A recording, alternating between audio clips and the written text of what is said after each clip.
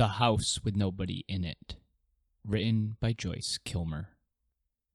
Whenever I walk to Suffern along the Erie track, I go by a poor old farmhouse with its shingles broken and black.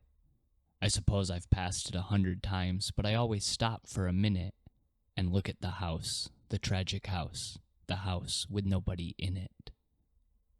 I never have seen a haunted house, but I hear there are such things, that they hold the talk of spirits, their mirth and sorrowings. I know this house isn't haunted, and I wish it were, I do, for it wouldn't be so lonely if it had a ghost or two.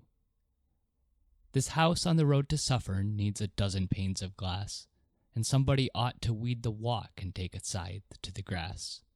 It needs new paint and shingles, and the vines should be trimmed and tied, but what it needs the most of all is some people living inside. If I had a lot of money and all my debts were paid, I'd put a gang of men to work with brush and saw and spade. I'd buy that place and fix it up the way it used to be, and I'd find some people who wanted a home and give it to them free. Now a new house standing empty with staring window and door looks idle perhaps and foolish like a hat on its block in the store. But there's nothing mournful about it, it cannot be sad and lone, for the lack of something within it that it has never known. But a house that has done what a house should do, a house that has sheltered life, that has put its loving wooden arms around a man and his wife, a house that has echoed a baby's laugh and held up his stumbling feet, is the saddest sight when it's left alone that ever your eyes could meet.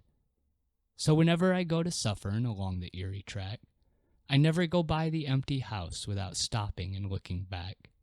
Yet it hurts me to look at the crumbling roof and the shutters fallen apart, for I can't help thinking the poor old house is a house with a broken heart.